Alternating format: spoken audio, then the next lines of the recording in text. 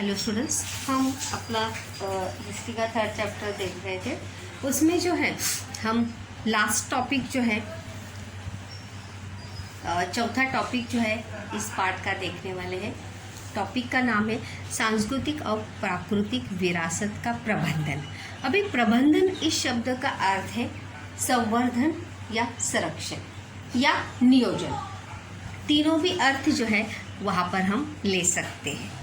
हमारे देश की जो सांस्कृतिक और प्राकृतिक विरासत है उसका हम प्रबंधन कैसे करें। अभी प्रबंधन आप सोचेंगे कि प्रबंधन नियोजन किस लिए, क्योंकि हमारे देश की सांस्कृतिक और प्राकृतिक विरासत को संभाल कर और संजो कर रखने की जो है वो आवश्यकता है। और हमारे देश की सांस्कृतिक और प्राकृतिक विरासत हमारी आने वाली पीढ़ियों के लिए हमारी देश की एक पहचान के रूप में, सभ्यता के रूप में आने वाली पीढ़ियों के समक्ष वो आए। इसके लिए क्योंकि जब हम उसका प्रबंधन करें, क्योंकि कोई भी चीज़ जब तक हम खुद संभाल कर नहीं रखते हैं तब तक वो अच्छे से रह सकती नहीं। तो वहाँ पर उसके लिए हमें अपनी सांस्कृतिक विरासत और प्राकृतिक विरासत का जो है वहाँ पर प्रबंधन करने की आवश्यकता है। सांस्कृतिक विरासत यानी जो संस्कृति से जुड़ी हुई है। किससे जुड़ी हुई है? संस्कृति से जुड़ी हुई है। और प्राकृतिक विरासत यानी क्या?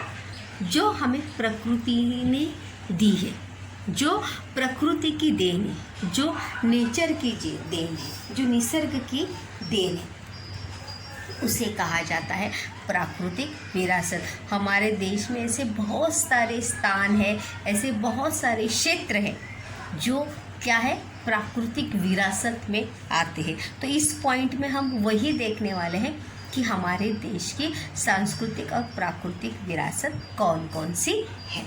सबसे पहले तो हम यहाँ पर पहला पॉइंट यहाँ पर देखने वाले वो है सांस्कृतिक विरासत। कौन सा पहला पॉइंट देखेंगे? सांस्कृतिक विरासत। यह मानव निर्मित होती है। जाहिर सी बात है, सांस्कृतिक विरासत जो है वो किसके द्वारा निर्माण हुई होती है? मनुष्य द्वारा। उसका निर्माण जो है किसने किया होता है? मनुष्य ने किया होता है। और यह मूर्त और अमूर्त स्वरूप में होती है। प्रश्न भी आता है बच्चों वहाँ पर कि मूर्त विरासत और अमूर्त विरासत संकल्पना चित्र पूर्ण कीजिए के लिए भी आता है, और साथ ही साथ संक्षेप में उत्तर जो होता है उसमें भी ये रहता है। तो मूर्त यानी क्या? जो हमें दिखाई देती है। और अमूर्त यानी क्या? जो हमें दिखाई नहीं देती है। तो चलिए देखते हैं मूर्त विरासत में कौन कौन सी चीज़ें आती है। ध्यान में रखिए, मूर्त विरासत कौन कौन सी है। इस वर्ग में प्राचीन स्थान, वास्तु और वस्तुएं। प्राचीन स्थान, प्राचीन क्षेत्र। हमारे देश में से बहुत सारे प्राचीन क्षेत्र हैं जो किस में आते हैं? सांस्कृतिक विरासत में आते हैं। फिर चाहे वो धार्मिक भी हो सकते हैं। वास्तु, वास्तु है जैसे आगरा का ताजमहल एक वास्तु है। क्या है? आगरा का ताजमहल एक वास्तु है जो किस में आती है? सांस्कृतिक विरासत में आती है। ऐसे ही बहुत सारे बड़े बड़े राजमहल हो गए, गढ़ हो गए, किले हो गए, ये सब किस में आएंगे? सांस्कृतिक विरासत की वास्तु में आएंगे। उसके बाद वस्तुएं भी सांस्कृतिक विरासत में है। राजा महाराजाओं के ज़माने के जेवर, वह उनकी मुद्राएं, उनके सिक्के, उन्होंने ताम्रपट पर लिखे हुए संदेश, ऐसी बहुत सारी तलवारें, उस ज़माने के शस्त्र अस्त्र, ये सभी। उसी के साथ साथ हस्तलिखित पांडुलिपियाँ, हस्तलिखित पांडुलिपियाँ ने उस समय जो है जैसे अभी हम भाषा लिखते हैं मराठी हिंदी, तो उस समय कौन सी लिपि का उपयोग किया जाता था? पांडुलिपि का उपयोग किया जाता था। तो उस समय जो हस्तलिखित थे वो शिल्पकला, जैसे अजंता वेरुला की गुफाएं हो गई, घारापुरी की गुफाएं हो गई, ये सब किसका उदाहरण है? शिल्पों का उदाहरण है। चित्र आदि का समावेश जो है वो किस में होता है? मूर्त सांस्कृतिक विरासत में होता है। तो इसमें आप कौन कौन सी चीज़ें लिखेंगे? प्राचीन स्थान आएगा, वास्तु आएगा, वास्तु और वस्तु में अंतर है। वास्तु यानी कोई भी इमारत, जैसे मैंने अभी यहाँ पर उदाहरण दिया आगरे का ताजमहल, वस्तुएं हो गई। और हस्तलिखित पांडुलिपि या शिल्प, चित्र, मुद्रा, सिक्के, आप इसमें अपने हिसाब से उसमें ऐड कर सकते हैं मूर्त सांस्कृतिक विरासत में। अभी आप सोचेंगे कि मूर्त विरासत तो है, लेकिन सांस्कृतिक विरासत जो है वो कौन सी है? अमूर्त सांस्कृतिक विरासत। अमूर्त सांस्कृतिक विरासत यानी इस वर्ग में निम्न मुद्दों का समावेश होता है। मैं एक पॉइंट आपको वहाँ पर बताऊंगी। अमूर्त सांस्कृतिक विरासत यानी क्या? जो हमारी मौखिक परंपराएं हैं, जो हमारी मौखिक परंपराएं हैं, जो हमारे त्योहार मनाने के तरीके हैं, हमारे कला प्रस्तुतिकरण के तरीके हैं। अगर हम देखेंगे कि हमारा भारत देश जो है विभिन्न राष्ट्रों से, विभिन्न राज्यों से बना हुआ, इसलिए हम कहते भी हैं कि भारत एक धर्मनिरपेक्ष राष्ट्र है। यहाँ पर अगर हम देखेंगे तो 15 किलोमीटर पर भाषा बदलती है, बोलने का तरीका बदलता है। एक ही राज्य में होने के बावजूद भी वहाँ पर हमें अनेक विविधता देखने को मिलती है। एक गांव में एक परंपरा होती है तो दूसरे गांव में दूसरी परंपरा होती है। एक गांव में दिवाली इस तरह से मनाते हैं तो दूसरे गांव में दिवाली मनाने का या दूसरा त्यौहार मनाने का क्या होता है? अलग तरीका होता है। उसे कहा जाता है अमूर्त सांस्कृतिक विरासत। क्या कहते हैं उसे? अमूर्त सांस्कृतिक विरासत। जो मौखिक परंपरा है, जैसे हम कहते हैं ना कि नहीं हमारे घर में ऐसी पूजा करते हैं, नहीं हमारे ख़ानदान में ऐसे ही होता है, हमारे यहाँ पर शादियों में यही रस्में होती है, इस प्रकार से एक्सेट्रा एक्सेट्रा। ये सभी उदाहरण जो है किसके हैं? अमूर्त सांस्कृतिक विरासत के हैं। किसके उदाहरण है? अमूर्त सांस्कृतिक विरासतें। यहाँ पर अगर आप देखेंगे तो यहाँ पर फॉर एग्जाम्पल के तौर पे दिया भी, देखो, मौखिक परंपरा और उनके लिए उपयोग में लाई जाने वाली भाषा।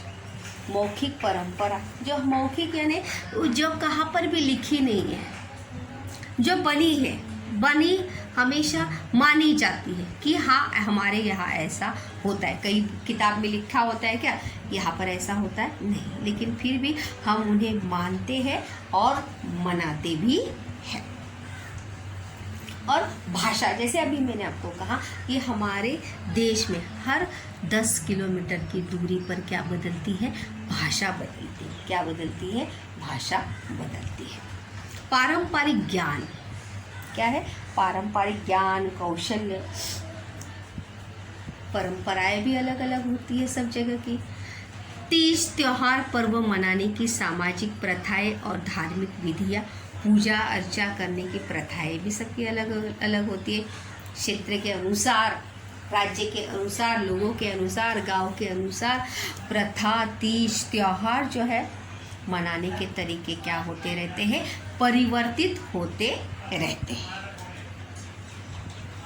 कला प्रस्तुतिकरण की पद्धतियाँ, हर राज्य की अपनी कला, एक प्रसिद्ध ऐसी कला है। जैसे अगर महाराष्ट्र की बात करेंगे तो यहाँ पर कोली नृत्य प्रसिद्ध है, लावणी नृत्य प्रसिद्ध है। तो उसी प्रकार से हर राज्य की अपनी अपनी कला प्रस्तुत करने की क्या है? अपनी अपनी पहचान है। राजस्थान में अगर हम देखेंगे तो वहाँ पर कठपुतलियों का खेल जो है बहुत ही अच्छे से दिखाया जाता है। शादी ब्याह में गाने वाले गीत, शादी के अलग अलग रस्में, ये सभी जो है हमें अलग अलग क्षेत्र में अलग अलग देखने को मिलती है। जो प्रांत के अनुसार, गांव के अनुसार, लोगों की मान्यताएं के अनुसार, मानने के अनुसार, सोच के अनुसार जो है वो क्या होती है? बदलती रहती है। विशिष्ट पारंपरिक कौशल, तो विशिष्ट यानी क्या? हर कहीं किसी न किसी प्रांत की एक विशिष्ट परंपरा होती है कि नहीं ये ऐसा ही होना चाहिए, हमारे यहाँ पर तो ऐसा ही होता है, जिसे हम हमेशा, जैसे हम कहते हैं ना कि उसके ऊपर सिक्का लगाकर उसको क्या कर देते हैं, मान्य कर देते हैं कि नहीं हमारे यहाँ पर ऐसा ही होता है, हम ऐसे ही करेंगे। इन परंपराओं, प्रथाओं, कौशलों आदि का प्रतिनिधित्व करने वाले समूह वर्ग जो किस में आते हैं, अमूर्त सांस्कृतिक विरासत में आते हैं, और इन सभी का समावेश किसमें होता है, अमूर्त सांस्कृतिक विरासत। याद रखने के लिए बहुत ही सिंपल पॉइंट है, मौखिक परंपरा एवं उनकी भाषा। दूसरा क्या होगा, पारंपरिक ज्ञान होगा। तीज त्योहार पर्व मनाने की सामाजिक प्रथाएं, तीज त्योहार, शादी, पूजा अर्चा करने के अलग अलग सभी के तरीके, धार्मिक विधियाँ, कला प्रस्तुतिकरण की पद्धतियाँ सबकी अलग होती है, विशिष्ट पारंपरिक कौशलता या कुशलता अलग होती है, और इन परंपराओं को ही सांस्कृतिक विरासत कहा जाता है। ये तो हमने देखा कि सांस्कृतिक विरासत में हमने 2 पॉइंट वहाँ पर देखे बच्चों, वो है मूर्त विरासत, मूर्त सांस्कृतिक विरासत और अमूर्त सांस्कृतिक विरासत। मूर्त यानी क्या, जो हमें दिखाई देती है, और अमूर्त यानी क्या, जो हमें दिखाई नहीं देती, जिसे हम क्या करते हैं, मान के चलते हैं कि हाँ ऐसा है, हमारे यहाँ पे ऐसा होता है, हम ऐसा ही करेंगे। दूसरा बहुत ही महत्वपूर्ण ऐसा पॉइंट है इसमें, वो है प्राकृतिक विरासत। क्या है, प्राकृतिक विरासत। प्राकृतिक विरासत भी आपको टिप्पणी के लिए भी आ सकता है। देखिए इसे, प्राकृतिक विरासत का अर्थ मैंने आपको पहले ही बताया था कि जो हमें किसने दिया है, प्रकृति ने दिया है, जो प्रकृति की देन है, जिसका निर्माण किसने किया है, प्रकृति ने किया है, उसे ही कहा जाता है प्राकृतिक विरासत। हम आगे जाके देखेंगे कि हमारे देश में ऐसे बहुत सारे स्थान, क्षेत्र जो किस में आते हैं, प्राकृतिक विरासत में आते हैं, जिसे हमें संजोकर, संभाल कर, संरक्षित करके रखना है।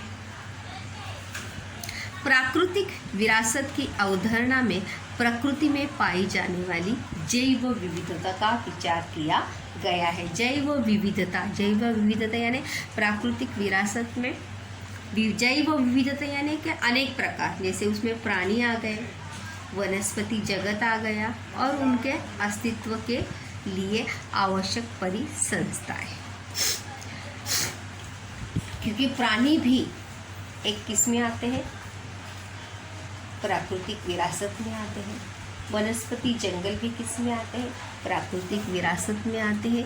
पर्यटन स्थल, क्योंकि पर्यटन स्थलों का निर्माण जो है हमने किया है क्या, नहीं, प्रकृति ने किया है। जैसे अगर हम देखेंगे ऊटी, मनाली, महाबलेश्वर, माथेरान, ये सभी क्षेत्र जो है किसके हैं, पर्यटन के हैं, और जो किसकी विरासत है, प्रकृति की विरासत है, प्राकृतिक विरासत है। इसमें निम्न घटकों का समावेश होता है।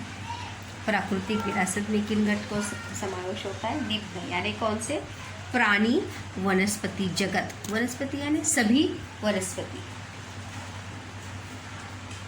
उनके अस्तित्व के लिए आवश्यक परिसंस्थाएं और भूरचनात्मक विशेषताएं, उनके अस्तित्व के लिए आवश्यक परिसंस्थाएं। आप जानते ही हैं कि वनस्पति के लिए, प्राणियों के लिए जैसे वहाँ प्रकृति का वातावरण होता है, उसी वातावरण में वो प्राणी, वो वनस्पति हम पाए जाते हैं, या वैसी ही फसल हमें वहाँ पर देखने को मिलती है। फॉर एग्ज़ाम्पल अगर हम देखेंगे तो स्ट्रॉबेरी का उत्पादन जो है ज़्यादा से ज़्यादा महाबलेश्वर में होता है। क्यों? क्योंकि महाबलेश्वर में वैसी भूरचना या वैसी मिट्टी या वैसी भूमि जो है वहाँ पर स्ट्रॉबेरी के उत्पादन के लिए जो चाहिए वैसी वहाँ पर ही पाई जाती, इसीलिए वहाँ पर सबसे ज़्यादा उत्पादन स्ट्रॉबेरी का किया जाता है। चलिए आगे देखते हैं।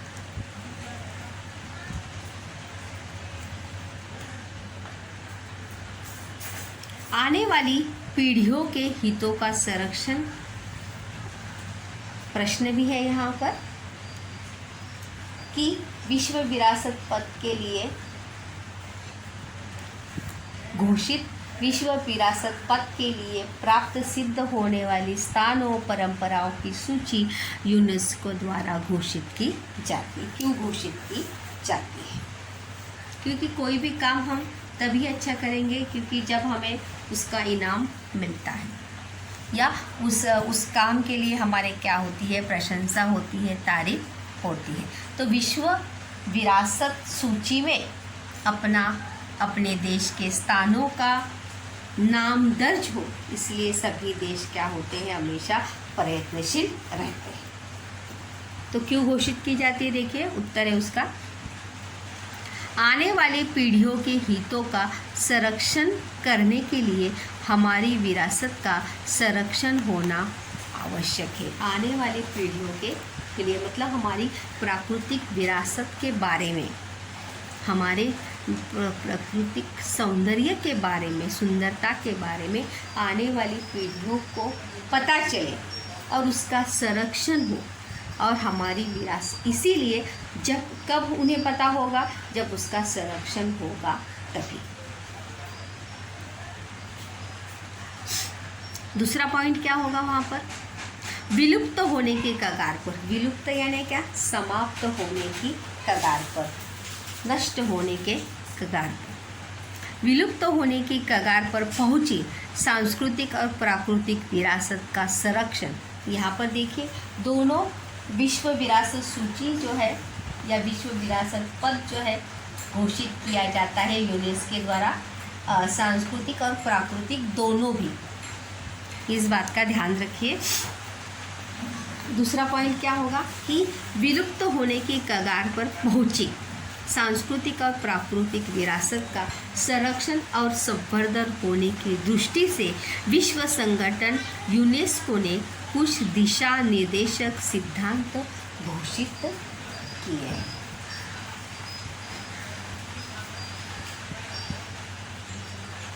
वहाँ पर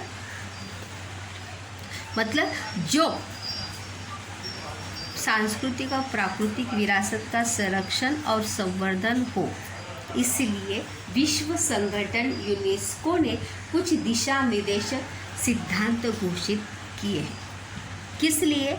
उनका क्या हो, संरक्षण भी हो और संवर्धन भी हो, इसके लिए। और उसी के आधार पर विश्व विरासत के पद हेतु पात्र सिद्ध होने वाली स्थानों परंपराओं की सूची जो है वहाँ पर की यूनेस्को द्वारा क्या की जाती है, घोषित की जाती है। जैसे कि मैंने अभी आपको कहा कि जब कंपटीशन होता है, स्पर्धा होती है या कहीं नाम घोषित होने की लालसा मन में निर्माण होती है, तो लोग क्या करने लगते हैं, उसका ध्यान अच्छे से रखने लगते हैं। तो यही इसीलिए अपने देश की या विश्व की प्राकृतिक और सांस्कृतिक विरासत का संरक्षण भी हो और संवर्धन भी हो। संरक्षण यानी क्या? उससे संभालना, और संवर्धन यानी क्या? उससे आगे मतलब जैसे अगर हम देखेंगे तो हमारे देश में जो गढ़, किले, राजमहल, इनकी हालत जो है बहुत ज़्यादा क्या है, दयनीय है। जो शिल्पकला के नमूने हैं, अजंता एलोरा की गुफाएं हैं, उनकी हालत जो है बहुत ही ध्वस्त है।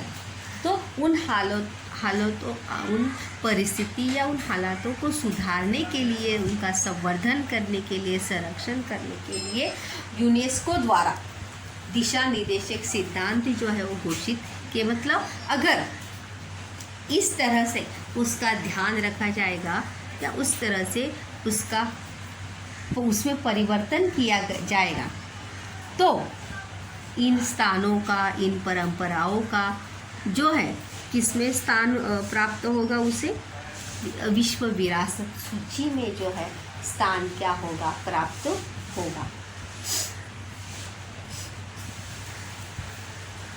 इसमें पहला ही पॉइंट क्या होगा कि पूर्वजों द्वारा बनाई गई कलाकृतियाँ और परंपरा, इनके प्रति हमारे मन में क्या होता है, एक लगाव होता है। क्या होता है, लगाव होता है। अगली मानव पीढ़ियों के हितों के लिए इस विरासत का संरक्षण और संवर्धन करने की क्या होती है, आवश्यकता होती है। तीसरा क्या होगा कि काल के प्रवाहों में यह विरासत समाप्त ना हो जाए, क्योंकि समय का चक्र जो है इन्हें समाप्त ना करे। इसलिए उसके संरक्षण के उपाय के मार्गदर्शक तत्वों के आधार पर वैश्विक विरासत बनने की योग्यता रखने वाले स्थलों और परंपराओं की सूची जो है किसके द्वारा घोषित की जाती है, यूनेस्को द्वारा घोषित की जाती है। क्योंकि विश्व के देश जो है इसके चलते सांस्कृतिक और प्राकृतिक विरासत का क्या करें, संरक्षण और संवर्धन करें। अगर आप यहाँ पर देखेंगे तो विश्व विरासत सूची मौखिक, भारत की विश्व मौखिक और अमूर्त विरासत सूची जो है, जिसका नाम जो है विश्व विरासत सूची में दर्ज है। तो देखते हैं यहाँ पर ये आपको असत्य जोड़ी के लिए और संकल्पना चित्र पूर्ण कीजिए के लिए आता है। तो आपको याद होना चाहिए जगह और परंपरा। 2001 में केरल की कुट्टियम संस्कृत नाट्य परंपरा का जो है वहाँ पर विश्व विरासत सूची में दर्ज हो गई। उसके बाद 2003 में वैदिक पठन परंपरा, हमारे देश का वेद पुराण जो है पूरे विश्व में जाना माना है। तो वहाँ पर 2003 में जो है वैदिक पठन की परंपरा जो है वहाँ पर मौखिक अमूर्त विरासत सूची में समाविष्ट हुई। उसके बाद सन 2005 में उत्तर भारत में की जाने वाली रामलीला की प्रस्तुति जो पूरे विश्व में क्या है, प्रसिद्ध है। देखिए वहाँ पर परंपरा और राज्य का नाम जो है वो आपको याद होना आवश्यक है। उत्तर भारत में कौन सी है, रामलीला की प्रस्तुति। क्या आएगा, उत्तर भारत में रामलीला की प्रस्तुति। दूसरा है 2009 में गढ़वाल, जो कहाँ पर है, उत्तराखंड में। कहाँ पे है, उत्तराखंड में। उत्तराखंड में प्रचलित रम्मन, याद रखिए, रम्मन धार्मिक पर्व आनी विधि नाट्य, आनी यानी क्या, और उसे मनाने का तरीका। दूसरा है यहाँ पे गढ़वाल, ये क्या है, राज्य है, और ये उसकी क्या है, परंपरा है।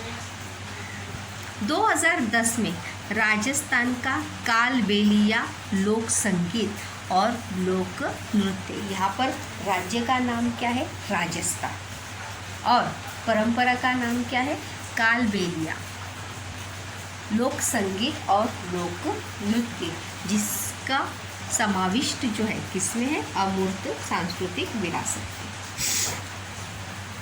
दूसरा है 2010 में ही पश्चिम बंगाल, झारखंड और ओडिशा का छाऊ नृत्य, जो बहुत ज़्यादा क्या है, प्रसिद्ध है। उसके बाद 2010 में ही केरल में प्रचलित मुट्टियेट्टू विधि नाट्य और नृत्य नाट्य, वहाँ पर राज्य वर्ष याद नहीं रखेंगे तो भी चलेगा, लेकिन वहाँ पे राज्य और परंपरा का नाम जो है याद होना आपको चाहिए। उसके बाद 2012 लद्दाख, जम्मू कश्मीर में प्रचलित बौद्ध मंत्र पठन की परंपरा, जिसका समावेश भी विश्व विरासत सूची में है। मौखिका याद रखिए। 2013 में मणिपुर में प्रचलित संकीर्तन परंपरा, इसका समावेश मणिपुर में प्रचलित संकीर्तन परंपरा। उसके बाद 2014 में पंजाब के ठठेरा समाज की